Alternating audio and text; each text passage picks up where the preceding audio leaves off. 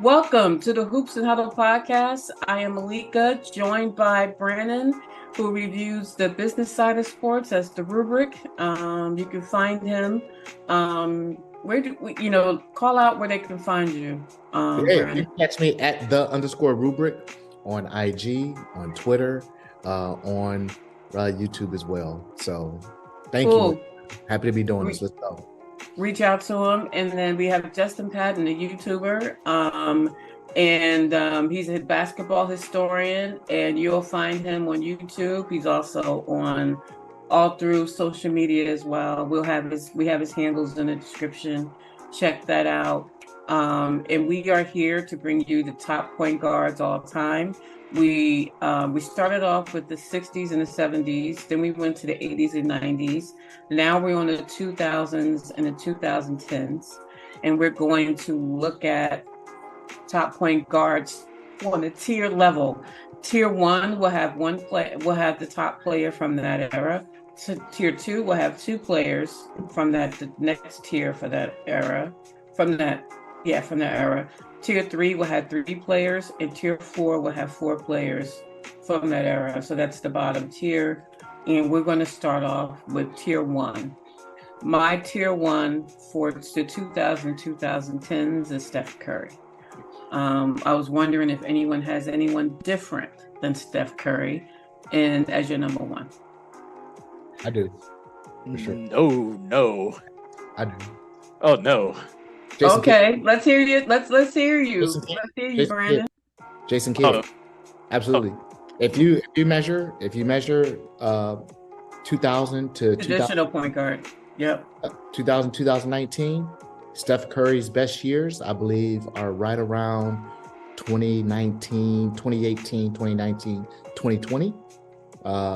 And so I would definitely say if I was to measure Kidd's performance over that period of time versus Steph's, I would say Kidd is definitely more productive than Steph was over that period of time. Now, the times when Steph is rolling, I don't think anybody can touch him. So if you ask me 2015 to 2023, hands down Steph. I got you. And when you look at Jason Kidd, he's more the traditional point. When you look at the point guard, he's more the traditional point guard. Because I think Steph's name is going to come up again when we talk about the shooting guard, with him being the greatest shooter of all time. Yep. So I'm not against putting, I hear the argument on Jason Kidd number one. What are your thoughts on that, Justin? Jason Kidd definitely has an argument for tier one. I'm going based off on the position that Steph Curry plays, because it's positionless basketball, but he handles most of the work most of the time, unless it's Draymond Green. But Steph, looking at the accolades, yeah, Jason Kidd was a better in terms of assists and rebounds, but Steph, just averaged more points than Jason Kidd. 3-time NBA champion, 2-time MVP. That MVP was unanimous. Even though he doesn't have the same all-star appearances as Jason Kidd and all that, and defensive and all, but Jason Kidd never did a 50-40-90 club. He never was the steals leader. I'm surprised Jason Kidd was never a steals leader at that time, but Steph did get the steals leader. And yeah, Jason Kidd's resume looks really good and all that. I wish he could have got maybe one more ring with the Nets instead of what he got with Dallas. Then maybe he'd definitely be tier one, probably. But I know you're doing traditional point guard, and at this point guard position, you can go traditional or you can go scoring wise. It just depends on what type of point guard you want. I think Steph is tier one for sure. And we'll talk about the all-time point guards. I got Steph really high, so.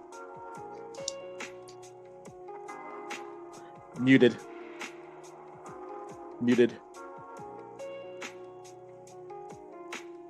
I have Steph Curry tier one. I do. But I hear your argument for Jason Kidd. But I feel like we have to keep the same thing with the votes outweigh here. So 2-1 that Steph Curry is tier one. But I hear your argument on I hear your argument on Jason Kidd. It's good argument. I do. Good argument. I have Jason Kidd as tier 2, with Russell Westbrook. I was curious. We're talking about the entire 2000s and 2010s. He is the triple double king, and like I know he doesn't have a championship, but he's come close a few times. He has an MVP. I was going back and forth between Steve Nash and Russell Westbrook. And yeah, but like if I'm outnumbered here, then that works. Let's go to Brandon with his tier 2. Tier 2, Allen Iverson and Steph Curry. Okay, Allen Iverson. I see him as a shooting guard. I don't even have him on my list. Justin Paden, who do you have at tier 2? I have Jason Kidd and I have Chris Paul. So we don't have any. Only thing we have is, like Jason Kidd, we have at tier 2, but we have Allen Iverson, Russell Westbrook, and Chris Paul. You said. Mm-hmm. All right. This is good. I think I've already stated with Russell Westbrook, he's a triple double king. He is he's been in the finals multiple times. He has been an MVP. When you look at Russell Westbrook, the energy he brought to the floor, like I felt like he made his teams better when he was on, like during his prime. I felt like he, to this day, he gives maximum energy and he gives his all when he plays. And like when he was in his prime, you saw that impact on the floor. He usually was the number one, outside of when he played with Houston, when that was Harden, the number one, as the lead player. But I felt like even then he found ways to be impactful in his role. And I think that for somebody to pass Oscar Robinson's amazing triple-double record, even though I feel like all his triple-doubles weren't recorded, I feel like for him to hit that mark, he's a definite tier 2 and not below that. That's my argument. Yep, I'm with you 1,000%. I wasn't thinking about him in terms of point guard. Was the only reason I just didn't have him on here, but I hands down believe he's been one of the best for sure for those accolades that you explained. Triple double king, like stop. Stop. Yeah. I don't care who you are. Like they say he was getting fed and getting easy in the NBA. Everybody wants to rebound, everybody wants the ball. When you're able to do it night in and night out, come on. I can't knock that at all. Justin, what is your argument? And I love Chris Paul. He is on my list. This was hard. I had him tier 2 at one point. I did. And I went back and forth. Go ahead, Justin. Let's see what you got to say about Chris Paul. So the Russell Westbrook argument, I definitely understand. But the thing about Russell Westbrook, he's never been the best point guard in the NBA at that time, because everybody been always saying Steph Curry was the best point guard in the NBA. So Chris Paul during that time for how many years during his before prime, before Steph Curry, took over as the best point guard, he's always been labeled as the best point guard, either him or Darren Williams. And Chris Paul plays the traditional point guard. Chris Paul got more all-defensive teams than Russell Westbrook does, unfortunately. Russell Westbrook got 2 times the assist leader, but Chris Paul got 4 times that. Russell Westbrook never got steals, was a steals leader like Chris Paul was 6 times. Chris Paul made 11 playoff appearances compared to Russell Westbrook's 9 playoff appearances, even though Russell Westbrook made a finals appearance with that OKC team with Harden and Kevin Durant, which I respect. I respect the triple doubles too as well, that we haven't seen that since Oscar Robertson, and he gives you effort 9 in and 9 out. Same with Chris Paul. He'll give you 9 in and 9 out on both sides on the end. And you said that Russell Westbrook made his teams better. You look at Chris Paul, and the teams that he made so much better that nobody wasn't really talking about the Hornets, even though Baron Davis was really good. But when Chris Paul was drafted, they made themselves into a playoff team with David West and Peja Stojakovic and all of them. Then he goes to Los Angeles Clippers and made the Clippers so relevant. Like, not even Dallas Miles or Quentin Richardson, they were popular, but he made them relevant with Blake Griffin and DeAndre Jordan. They were a playoff team. They could have went straight to the finals in 2014 if it wasn't for the whole, just because of the talent alone that Doc Will was coaching. Then he goes to Houston, and they were so close to making the NBA Finals, but Chris Paul got hurt, and they couldn't hit a 3 out of nowhere. And then he goes to an OKC team just for one season and freaking revitalized his career, made an all-star appearance, and went to the playoffs with that OKC team. So Chris Paul, as much as he didn't win a championship, and I want him to win a championship, was such a great player and can make his teams so much better just because of his leadership and how he handles himself on and off the court. How many finals did NBA finals did Westbrook? One. Just one. The one with the against the Heat. OKC against the Heat, right? The Miami Heat, yeah. Okay. You may, you may have swayed me actually. Like, how many conference finals did he get to? I'm not saying you're wrong. I'm just hesitating.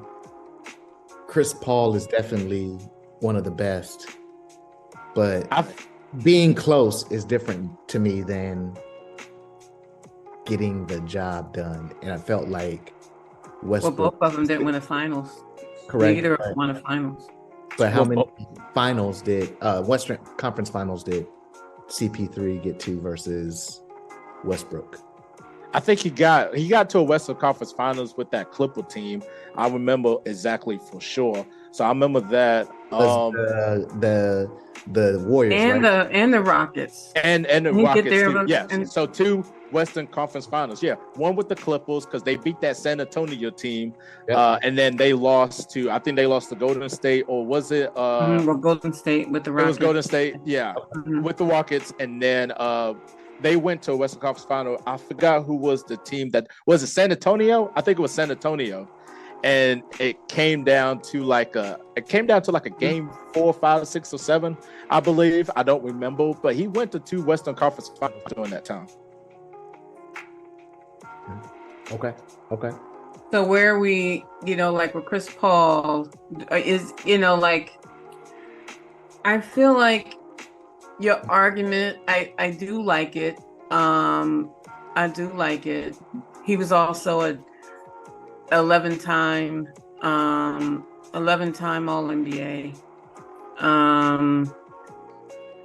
I do like 5-time assist leader, 6-time steals leader, rookie of the year, first team, all rookie first team. He was an all-star. Now I don't look at the all-star. But Westbrook was an MVP. What are you thinking? Because I see you contemplating over there, Brandon. He may have got me. His argument may have gotten me, but I love both of them. I contend one of the best lineups ever. One of the best. One, maybe not ever, but in modern time was Harden, Westbrook, and KD. I look at them as the Warriors before the Warriors. That lineup that they had, like they were. And Clipper team could have won a championship that year. I don't disagree with the coulda. Yeah, they agree with the coulda. They could have won it that year. Like that team was destined to go to the finals and all that stuff. They just could not get the job done, unfortunately. That's what I get at. And I look at the reason they didn't get it done. I put on CP3 more often than not. I understand. Consistently. The same reason they could have been the best is the same reason that they get it. Which is what do you say about Westbrook though? Like what is the reason he didn't get to the finals? I feel like with Russell Westbrook, as much of a great player he is, I feel like he's one of those players, like he'll give you so much of the effort and stuff. I feel like there was, especially in the finals, like Magic Johnson even said, like there was times where Russell Westbrook will cost the Thunder a game because he's so aggressive and he'll take more of the shots than a KD. And Hardy was on the bench at the time, so sometimes his downfall would be taking too many shots and all that. And then sometimes I felt like at that time when he was averaging the triple doubles, which is incredible, I feel like sometimes it was like stat pattern. He was stat pattern the rebounds, stat pattern the assists. He'll go get his bucket, he'll go get his points and stuff. And I feel like sometimes he do cost the game because he's not a great shooter. He was not a great shooter, and he I don't know. It's just like that 2017, like I don't know. It's just they got beat by a Utah Jazz team they should have beat with Donovan Mitchell and Rudy Gobert, and Russell Westbrook could not get that done, unfortunately. Yep. And then they got beat by a Portland Trailblazers team. Well, they both have, they both have. Yes, they both have flaws, of just not getting it done, unfortunately. Okay. And so.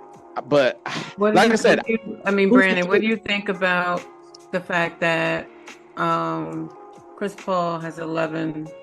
That was 11 All NBA. And then he is, in terms of making defensive teams. You know what I mean? Like, he's made 9 defensive teams. 11 he's made 9 defensive teams and 11 All NBAs. I think that might put. I think that's swaying me to put Chris Paul at number 2. Who else is it 2? Who's the other one? Jason Kidd. Okay. Yeah.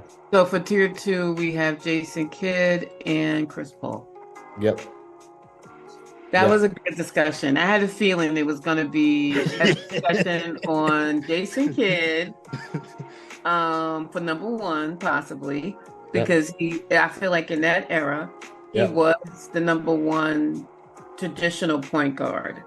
But with Steph, this era is from the late 2010s to now. He's that combo guard. And he could do both. I think he's one of those players that's going to come up on both tiers. It is what it is. We have to adapt with it. Tier 3. My tier 3, of course, is out the water already because of Chris Paul, because I had him in tier 3. So I'm just going to put Russell Westbrook here. But we'll see how this goes. I have Steve Nash, Russell Westbrook, and Kyrie Irving. I have the same as well. I was debating Kyrie in tier 3 because of another person, but I decided. Actually, Justin, give me for me, Steve Nash. Steve Nash has 2 MVPs, even though Shaq is not a believer of the MVP. He thinks those were him and Kobe's MVPs, but he does have them. With no question his impact on the game. I just think that Steve Nash was one of those guards, one of those point guards that, was the bridge. You know what I mean? Like, those players that come in and they're the same position, but they are, they can, the way they play can kind of, to me, he was kind of like a good, he was a great passer, but, when required, you know what I mean? He can also get you some points too. Like he wasn't a point guard that couldn't score. Like with Steve Nash, he has 7 all NBAs. He's 4-time 50, 40, 90, which is impressive. He is a 5-time NBA assist leader. This is why I was going, and he has other things. 2-time Most Valuable Player, like I said. Like he has other things on here, like the net 75th anniversary team, just like our top 3. But I just, he was one of those, as a player, like as a coach, As a player, he's one of the greatest point guards, period. So it feels weird having him on tier 3, but the players above him, I think, belong there. So, yeah, that's my argument for Steve Nash. Kyrie, he gets a lot of criticism for hezzy tween. I get it, but you can't deny his impact on the floor. He's one of those, you can say he's kind of like a combo guard, but if he needs to play point, he can play the heck out of the point. He's a champion. He's also a member of the 50-40-90 club. He doesn't have any MVPs.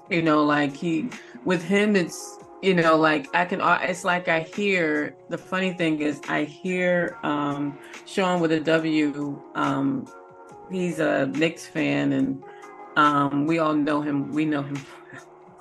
I hear him with hezzy tween. I can't believe you have him. But yeah, you know what I mean? I'll hear arguments on, he made an NBA second team once, NBA third team twice. He was rookie of the year. I hear the arguments, but I do have Kyrie Irving as my tier 3.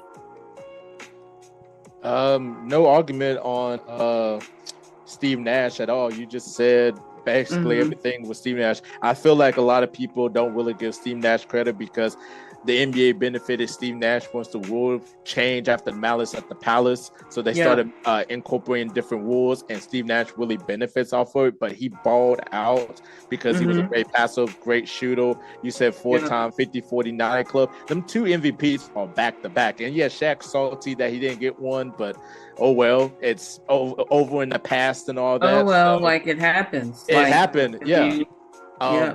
That Phoenix team was really good. They could have went to an NBA Finals in 2010 had it not been the Los Angeles Lakers standing in their way with Kobe tapping Avery Gentry in the butt after hitting the shot. I mean, they were really close to making it to the NBA Finals. They were a really good team. So, Kyrie, no doubt about it. I got him in my tier 3. He was unbelievable, especially in that 2016 Finals where he was just cooking. A lot of the 2016 Finals, thinking about that Finals and just how he was so crucial to them winning a championship is why I have him here. But that's a championship. I mean, when I put him here and I was looking at the accolades of some of these folks, I was like, I have him here. But let me hear it. Brandon, I see you. You ready? And a caveat, I did not even have Russell Westbrook in my list because I wasn't looking at him as just point guard. But if we put him in a point guard, I think this disrupts a little bit where he falls on my list. I'm open to that debate. But in this one, Kyrie, Steve Nash, Tony Parker. That's the other person I was thinking about. That's the other person on my list. I got him in my tier 4. He was debatable between him and Kyrie in my tier 3 just their because his consistency of results trumps CP3. But can I ask you a question? Can I ask you a question? CP3, his accomplishments and team, how far they got. You mean his teams? Okay, yes, correct. I got a question. I got a personal accomplishments, but him as point guard leading the Spurs to consistent, deep in the playoffs. Yeah. I got a question. I got a question though, because I'm debating on Tony Parker going tier 3 over Kyrie. Is it just because over Kyrie? No. Okay.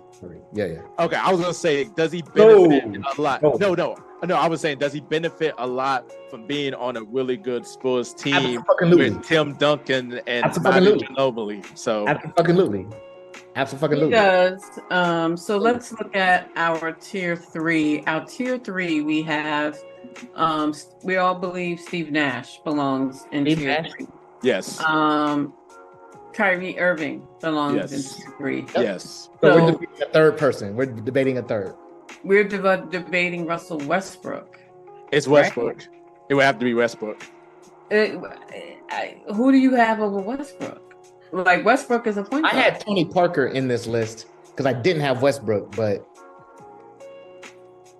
yeah. If you give me the argument that you gave me for CP3 versus Westbrook, I'm definitely saying for that similar argument.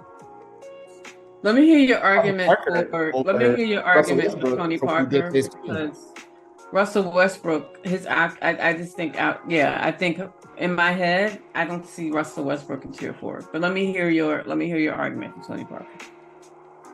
Tony Parker led that Spurs team consistently year over year, deep into the playoffs. His With assist, Tim Duncan and David Robinson. absolutely. He was contributing more to his team having success more than I think Russell Westbrook contributed to his getting where they got to. Russell Westbrook didn't have Tony Parker and David Robinson. Yeah. Tim Duncan and David Robinson. He Right. didn't have some players at his disposal. He had Now, James Harden and KD were balling, but nobody was stopping Tim Duncan and right and David Robinson. Nobody was. Nobody. Right. Yeah, Harden could have an off night. KD would have an off night. That wasn't happening deep in the playoffs with. Right. That's my point. Like, yep. What you say, Justin, with Russell Westbrook, Tony Parker? Who else did you have in your tier 3 spot other than Nash? I have Kyrie, Steve Nash, and Russell Westbrook. I feel like Russell Westbrook, his stats just pop out. His stats just pop out. No doubt. You know, like his stats just nobody touches his stats. I'm with you. And he does a lot more than Tony Parker did. Even though Tony Parker got a Finals MVP on a really good Spurs team with Duncan and all that, I can't really imagine a Tony Parker without a Tim Duncan on that Spurs team if he still would have that same success without a Tim Duncan. Because, like I said, Tony Parker was great though, and I am debating back and forth of having him on my tier 3 because 17 playoff appearances, you can't really deny that. 4-time NBA champion, Finals MVP, 6-time All-Star, 4 All-NBA, All-Rookie First Team, 5 Finals appearances. Like, it's so freaking impressive. But when you look at Westbrook's stats, even though he doesn't have the playoff success Tony Parker has, it's just eye-popping numbers that you just haven't really seen before, like an Oscar Robertson, like just almost average a triple-double. Like he averaged a triple-double 4 times in the regular season, averaged a triple-double 1 time in the playoffs. Scoring champion, assist leader. Both are not really good defensive players. I rather probably would have Russell Westbrook as the better defensive player a little bit though. But I mean, all NBA 8 times. Like, I mean, you can't really deny the heart and the tenacity that Russell Westbrook brings to the floor every single night. Yeah, the playoff success is not there, unfortunately, but I mean, you just can't deny them eye-popping stats. Like, he gets so much better in the playoffs, averaging 25.4 points per game compared to 25.1 points per game in the regular season. I mean, he ups his game in the playoffs, even though he be the cause of not winning playoff games. But you just can't really deny his stats. I don't disagree with that. There's a difference between what I say Tony Parker, even though he's not. We're talking about this guy in this era, John Stockton. Those guys played with dominant big men. Mm-hmm. There was no dominant big men at the time when Russell Westbrook was playing. Like, that was a shift from the big on the game to guards and wings, stretch forwards, etc. So the ability to rack up the stats from that pick and roll, those assists with Karl Malone, with Mr. Fundamental, with David Robinson, those guards just ate like that. So the stats were different. Gotcha. Westbrook, he's got to play every position. He played every position. Yeah, I feel like basically I got to get the boards, I got to do the assists, I got to score the points. He had to do more. He had to do more. That's why I think Westbrook for sure is a shoe-in for tier 3. Okay. I feel like Nash, Russell Westbrook, Kyrie. I'm with it. And then for tier 4, now let's move on to tier 4. This one, I am completely flexible. Okay. I mean, our thing is flexible. If you're outvoted, you're outvoted, darn it. Yeah. But when I looked at this era, I have the following 4. Okay. I have Derrick Rose, Gilbert Arenas, Ooh. Tony Parker, Ooh. and Rajon Rondo. Those are my four. And I'll just note my honorable mentions: Baron Davis, John Wall, and Chauncey Billups. Those are my honorable mentions. So, when I look at these four, Derrick Rose before he was injured, you can't deny who Derrick Rose. Not at all. his 2010? impact Not at all. on the Not at Bulls. all. You can't. You can't. Only reason he wasn't higher because of the injuries. But I had to put Derrick Rose on my list. Like people think he stole that MVP from Bron. I disagree. I think he earned that MVP that year. MVP is not the best player. It's the most valuable player. And I think it was Derrick Rose in that year. I don't have to go on anymore. Derrick Rose was that dude before injuries. He's one of the biggest what ifs for the NBA, for players that played in the NBA. I struggle with him is because That's why I struggled. he didn't have the longevity. He just didn't have, like, as we say in music, like he just didn't have a catalog. Same with John Wall, though. But I was going back and forth on John Wall, but it's the same with him. But Derrick Rose at least has an MVP. So that's why I put him in his tier. Gilbert Arenas, Agent Zero. I mean, to me, he was a scoring point. But I felt like on the teams that he was on, the Wizards, he had to be. Like he had to be a scoring point guard because of who he was playing with. He doesn't have a long accolades. Okay. There's, he has the All-NBA second team. He has the two-time All-NBA third team. He was the most improved player. I get that he doesn't have a long accolades. But when I think of Agent Zero's time in Washington, I just felt like, you know what, tier 4, I'll throw him on my list. I remember watching him live and just, the feather he, like, I felt like when he was in a game, when he was on the floor, he gave it his all. Like he didn't hold back. And yes, he was Agent Zero, but I have him. Tony Parker, we already talked about why Tony Parker's on this list. And Rajon Rondo, I feel like he's so underrated. I feel like with Rajon Rondo, I feel like he doesn't get the respect he deserves. For Rajon Rondo, I think this was a skills respect vote, because I think that his skills as a point guard are underrated. But he has more accolades than Agent Zero. He's a two-time NBA champion. He was All-NBA third team. He was a two-time All-Defensive first team, two-time All-Defensive second team, three-time assist leader, NBA steals leader once, NBA All-Rookie second team. He has the accolades also. So Rajon Rondo, I have so much respect for him as a point guard, and what he was able to accomplish in his career, and he's still going. So those are my 4. Let me hear you guys, and let's. Tier 4 is always the one we duke out on who belongs. Does anybody have any of the players I said? Like we already have Tony. We all have Tony Parker here, I know, but do we? Is there anybody on my list besides Tony Parker you guys had? Or are we going to be arguing about the other 3? I have one on my tier 4. I changed it in the last second. Seconds. Who do you have? Let's hear your tier 4. So obviously Tony Parker. Yep. In replace of Rondo, I said Chauncey Billups because I can't deny the man's accolades that he got, and his best years as a point guard. Made 5 NBA All-Stars, 3-time All-NBA, 2-time All-Defensive, an NBA champion, a Finals MVP too as well on that Detroit Pistons. Yeah, that's the one that was getting me to the Finals MVP. Yeah.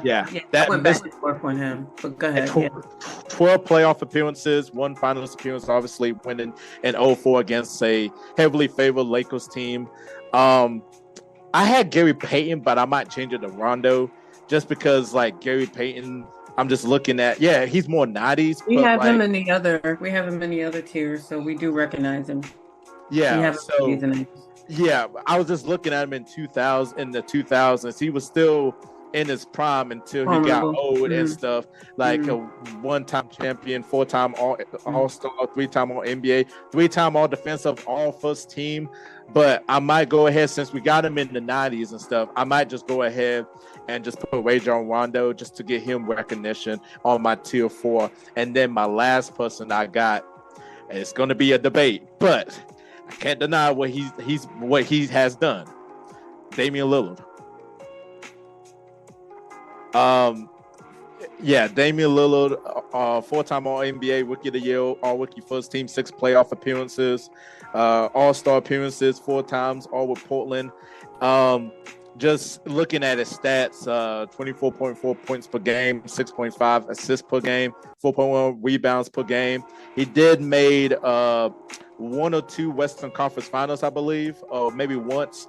I feel like Gilbert Williams was a great player, but his longevity was No, I would move him his to honorable mention. he Yeah. has longevity, and I feel like 2009 changed everything for Gilbert, and the injuries too as well. Yeah.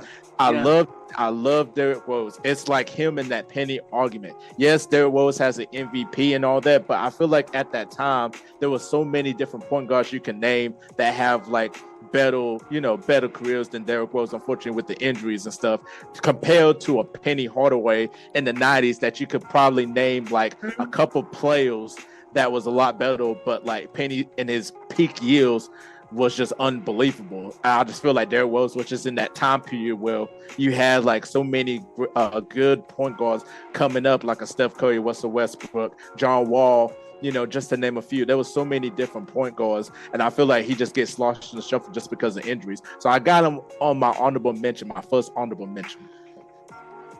Okay. So what is your 4? Chauncey Billups, Tony Parker. I'll change Gary Payton to Rajon Rondo and Damian Lillard. Damian Lillard. I have him as a shooter, and I forgot about the point guard part. I'm not against Steph. What are your 4, Brandon? I'm always curious about. I'm curious about your 4 because you're gonna come with some names that we're gonna be like, Go ahead, let's go. Chauncey Billups. Yeah. Damian Lillard, Steve Francis, Jason. Steve Francis. I knew you were gonna have one. Steve Francis, Jason Williams. Jason Williams in those runs in the Western Conference.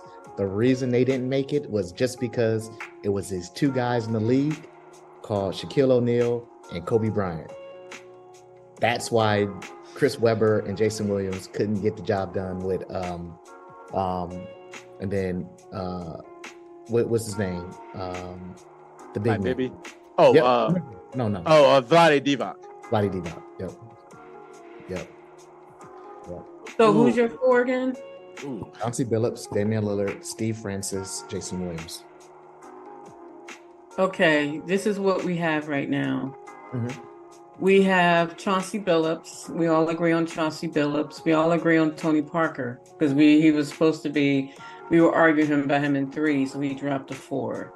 We have Rajon Rondo, and you don't have Rajon Rondo on your list, but me and Justin have him on ours.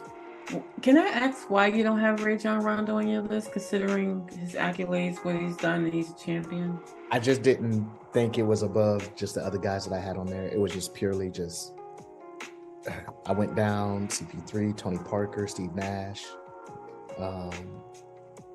What's your argument for Steve Franchise and Jason Williams? You can do, what's your argument for them too? How Jason Williams led the Sacramento Kings that early 2000s runs that they had. Back to back, they were consistent. Assists, I mean,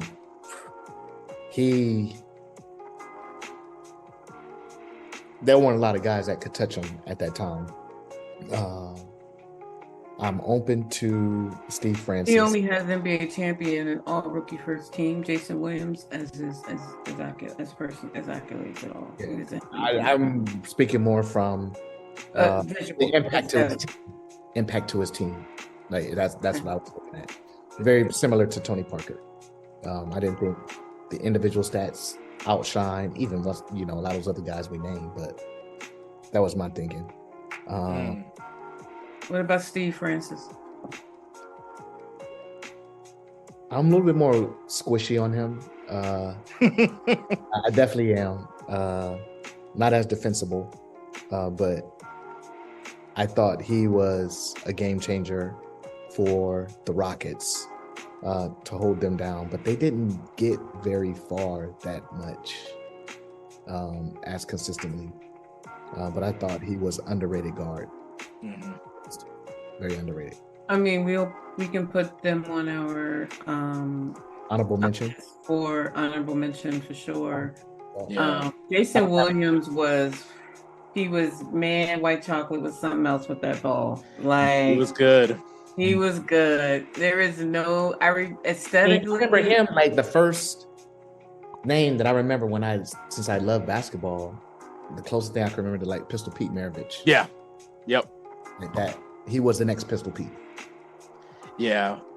The reason I don't have Jason, even though that was a good name that you mentioned, it's just the accolades just doesn't match up with some of those players as well. Yeah. And then plus the Kings was they were a great team, but I feel like they were a much better team once they got Mike Bibby, because Chris Webber said at the time that Jason Williams was just a little bit immature, when he ran that Sacramento Kings franchise and all that. Had he been mature, it could have been different. But once they got Mike Bibby, they felt like they were a much better team, and they went to a Western Conference Finals that they could have easily won the championship that year due to the referees and all that happened. So I just felt like they were a much better team with Mike Bibby, but Jason Williams was great with the Showtime and all that, was great over there with the Grizzlies, and then I think he just kind of flamed out, unfortunately, and then he kind of popped back up when he became a starter for the Miami Heat with Dwayne Wade and Shaq and all them. Yep. I had Bibby as my honorable mention too. Mike Bibby, let me add him to the list. So this is what we have tonight. Our tier 1 is Steph Curry. Our tier 2 is Jason Kidd and Chris Paul. Our tier 3 is Steve Nash, Russell Westbrook, and Kyrie Irving. Our tier 4 is Chauncey Billups, Damian Lillard, Tony Parker, Rajon Rondo, with honorable mentions of Baron Davis, John Wall, Derrick Rose, Jason Williams, Steve Francis, and Mike Bibby. So we have counted down the 1960s and 70s, 1980s and 90s, 2000 and 2010s. Our next, we will close out the point guards. The next episode is our top 10 all time. We'll be joined by Chris Barnett, Hoop Spaces on all social media platforms.